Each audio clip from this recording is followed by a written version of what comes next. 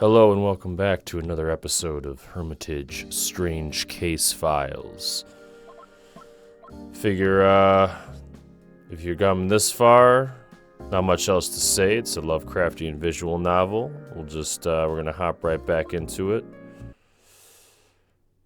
Let's see, I think, last we left off, we finally got to see where this guy lives. We were able to get some clues. Two so far, looking through some old internet forums, it would seem. And I think we left off here because we were going to end the day. Nice. Oh, an alleyway. Great. Right, that's what I thought. Otherwise, you wouldn't have come back here specifically. Please forget my earlier question. Since the greatest in the world exists at everything, being able to experience this is absolute bliss. Yesterday and today, across the land and stars, nature embraces evermore greatness. What a state of harmony and beauty. Sounds very positive if you ignore this location. She can't see the other's eyes, but the shadows beneath them are deep. We do what we were brought up to do, and the world is foolish and cautious. She can't see the other's eyes, and so she doesn't know what they're thinking. Even so, somehow she feels that there isn't much of a difference between them. Please join me in reciting these words. I don't blame you for seeing red, but there's never any harm in showing respect. It's a big day and the weather is bad. Be especially respectful, yes. Be sure to do that. The girl takes a deep breath and reads the illogical symbol on her hand aloud. Oh, okay. Getting into some eldritch incantations, maybe. There are worse things to worry about than this. I don't know.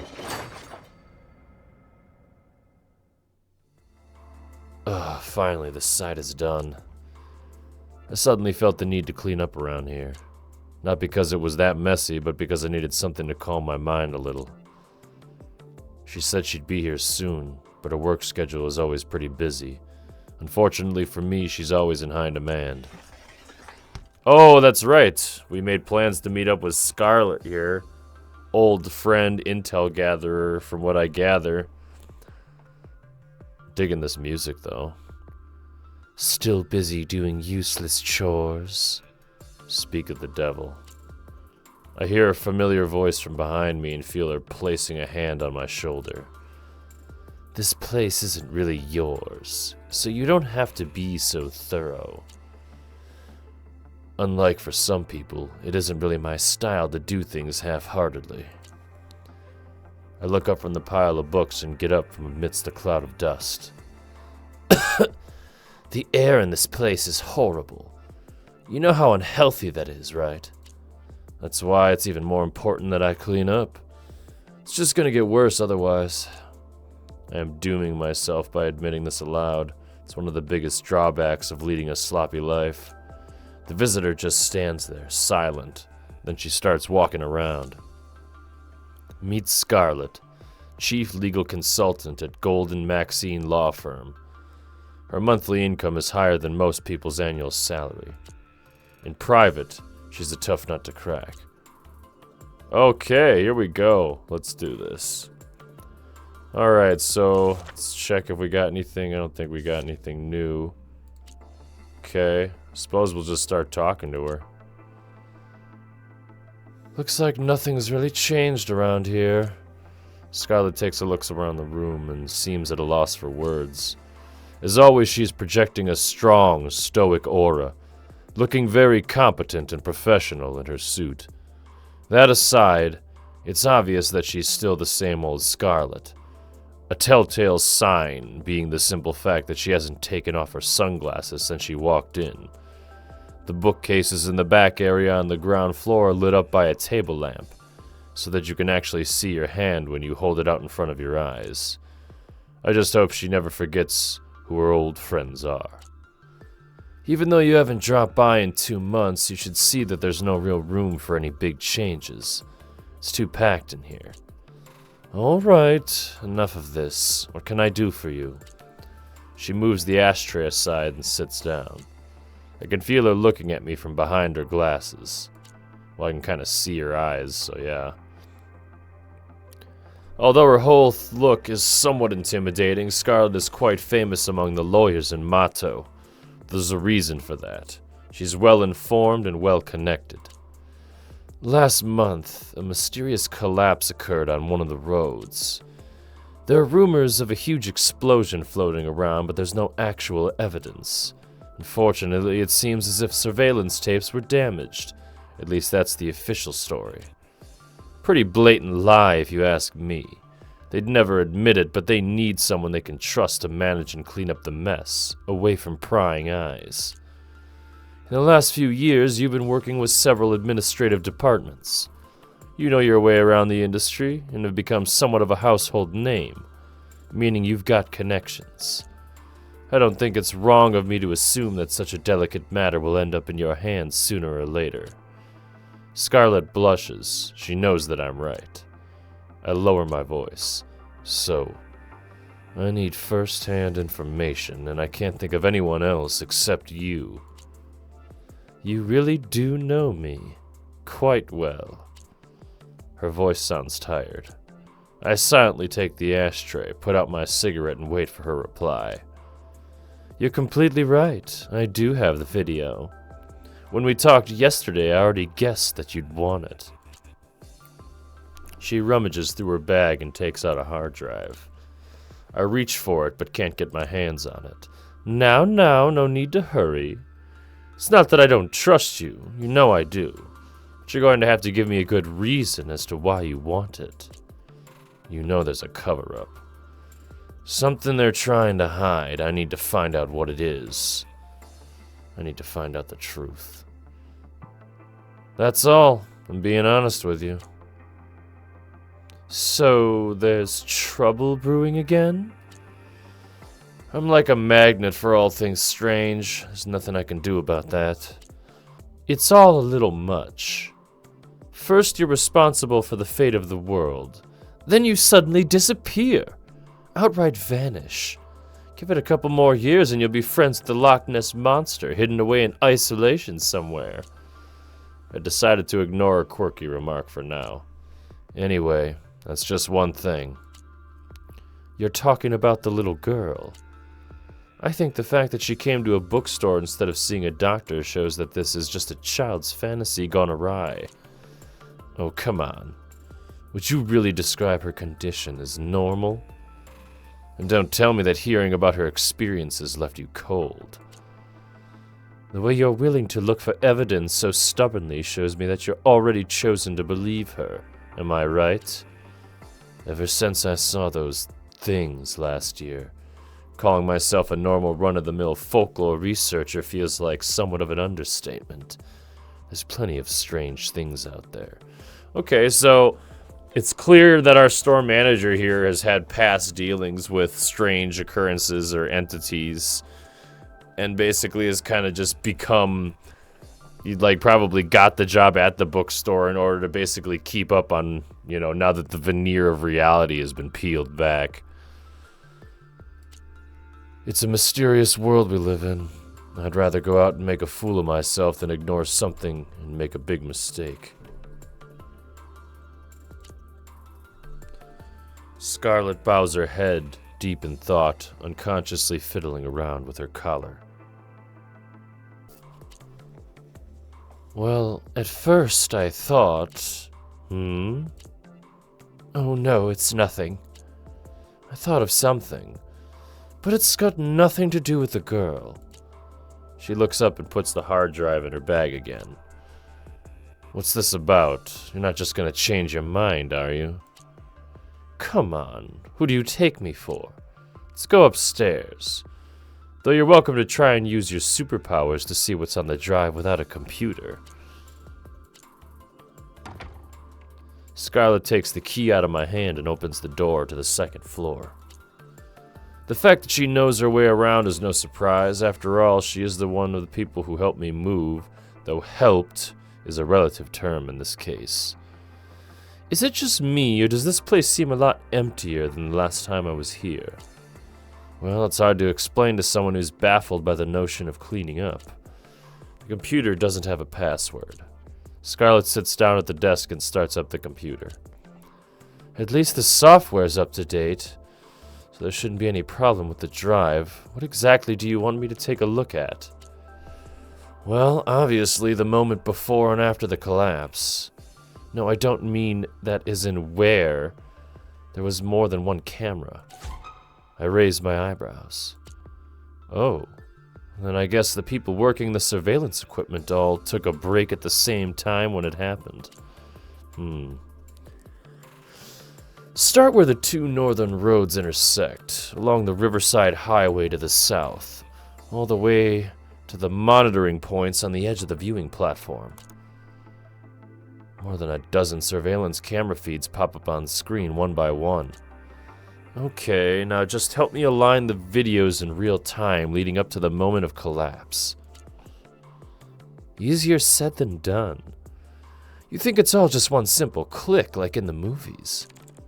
Scarlett grumpily sits in front of the keyboard and drags the videos into the correct order one by one, all sorted by time code.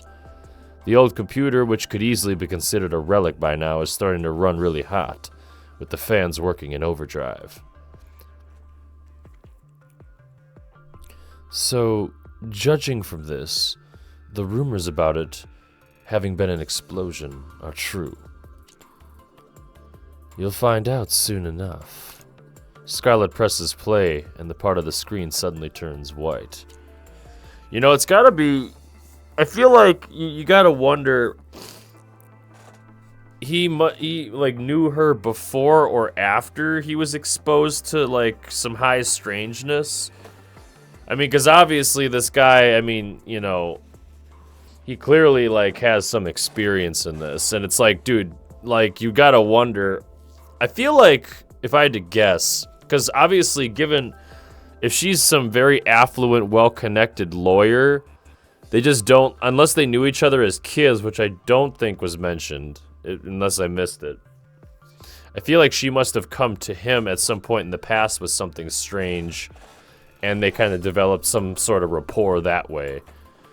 But I suppose we'll probably find out eventually. Turns out things aren't quite so simple and can't be explained by the rumors floating around. What appears on the screen looks more like a lightning bolt crashing down than a fireball. That's...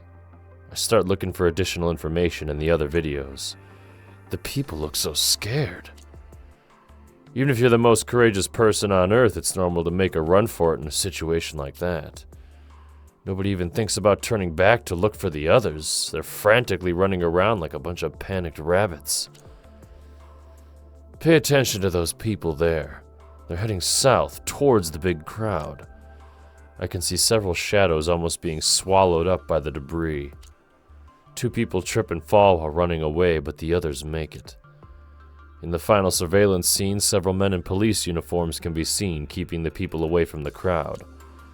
They're carrying something in their mouths. It looks like whistles. Stop! This is it! The time code comes to a standstill at last. 14:58:18. Yeah, this has gotta be it. I turn off the computer to stop the annoying noise of the fan. Nice to hear you found something. Mind sharing it with the class? It's just a guess, a suspicion. Let me get your thoughts on it. Scarlett nods eagerly and without hesitation. Even though we've been separated for a long time, we still have a tacit understanding. Even during the most difficult times, our approach has always been the same, and it always works. Separated. So either they were in a romantic relationship, or perhaps some sort of business partnership? I take up on my notebook to check the information I've gathered so far. Hey! Gameplay, let's go. Cecil wanted to make sure she wasn't seeing any real events in her dreams. Okay. She wanted to make sure... However, she could never be able to find concrete evidence on her own. Nevertheless, there was certain detail in dream described to me she could have not known in advance. Information Scarlet gave to me confirmed that it happened in reality. By following this logic, it isn't difficult to draw some conclusions about the illusion. With the left mouse button, I can drag and drop information from the right into the suspicions section on the left. The right information can solve the problem. Let's give it a try. All right. Okay. Let's see what we can do here. So, she basically saw something in her dream that is now confirmed to have happened after the fact, and therefore can't be an illusion. But to prove it, well, let's see here. I don't know if I get like only a certain amount of tries on this, or so the clock tower chime, that doesn't really have anything to do with it, but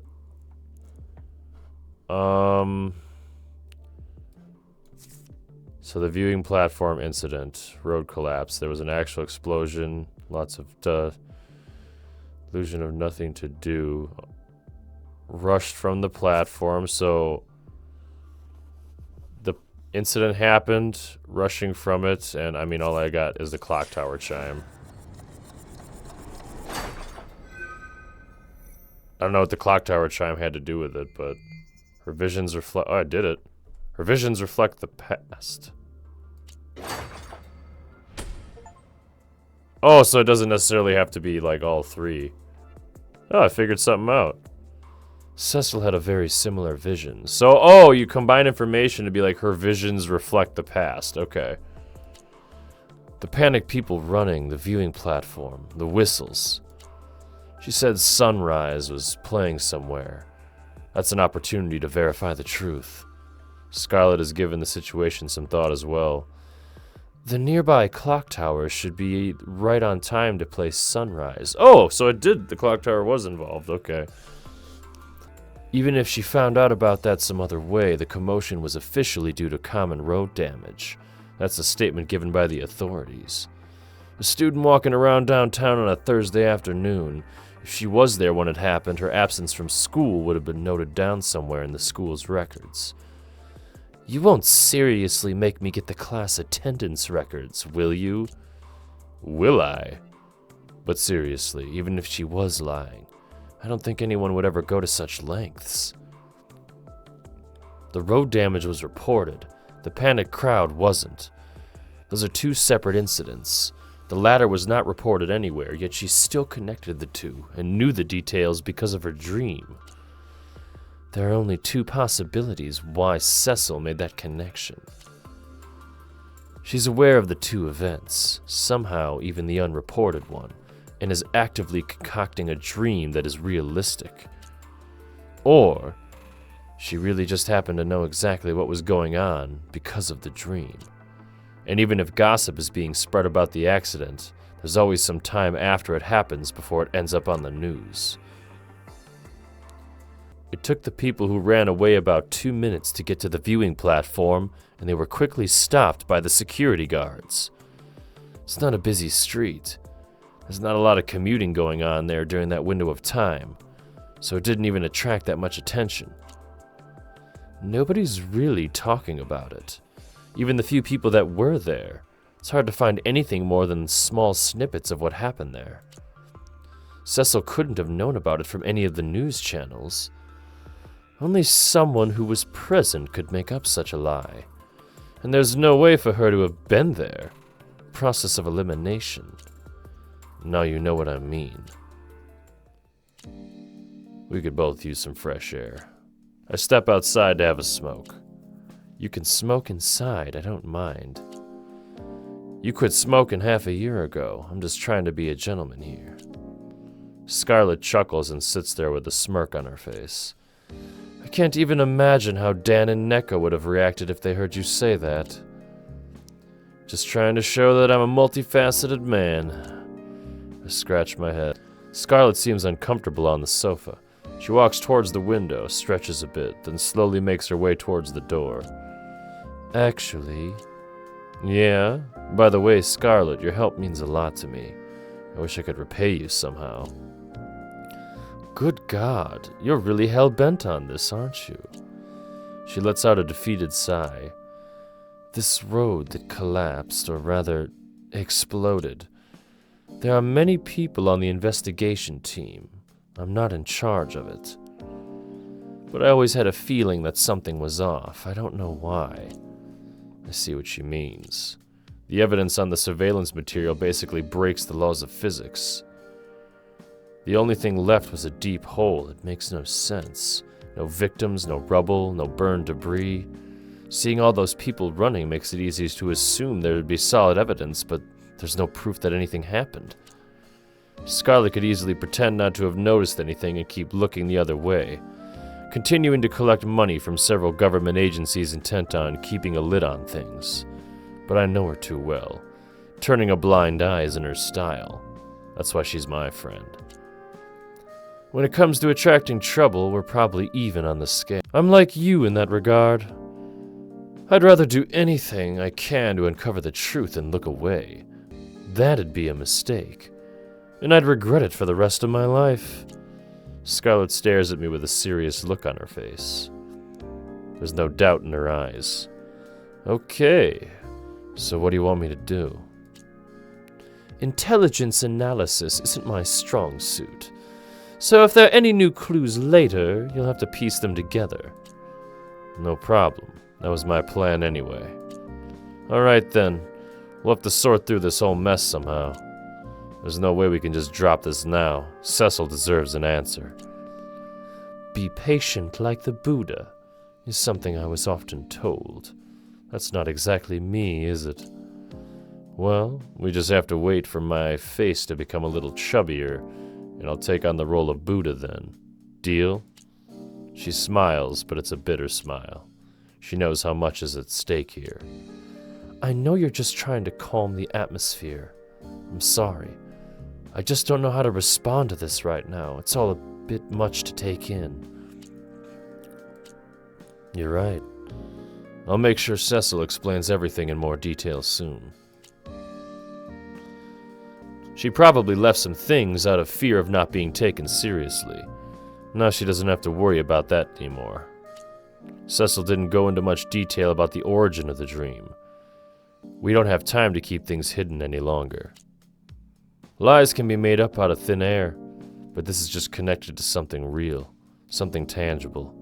Even if it really was just a regular accident, I need to know. I need clarity.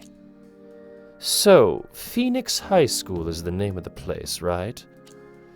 There are rumors floating around about some really bad things going on among the students. Really twisted sense of community. I'd like to get to the bottom of it. Oh! Oh, how did I not see it earlier, dude? The art clubs are cults, of course. Oh, of course. How did I not? How could I mean, I don't know for sure yet, but I'm calling that. I mean, what else does twisted sense of community imply? That little girl named Cecil is being bullied? Yeah. The others in her art club are completely out of line. So far, it seems as if it's only bad words and some malicious pranks, but that's already bad enough. Who knows with these kids? Scarlet frowns. My words must have caused her concern. That's terrible. Are all kids these days so cruel? Bad behavior can have a number of reasons. Some of those kids probably just can't help it. I bet some of them just do it to fit in with the group because they're afraid of becoming targets themselves. I understand that. So let's do some digging, shall we? If possible, I'd really appreciate it if you didn't get us into any legal trouble. Oh, come on. I'm a professional, and you know it. Scarlet picks up her leather bag and steps out of the door. The sun shines down on her, and she carefully readjusts her sunglasses, like a model looking for the perfect shot. I guess nothing's really changed. I'm glad you're helping me with this. Feels good. Like a reunion of sorts. Take care of yourself. You too. Think about yourself every once in a while. Don't let the hard work get to you. Scarlet waves her hand as she walks away, not even turning her head. With Scarlett's help in this case, we should have new results soon. I get a little bit of fresh air and then head back into the store. Alright, cool. Well, I think that'll be a good spot to stop. Got a lot of new information here.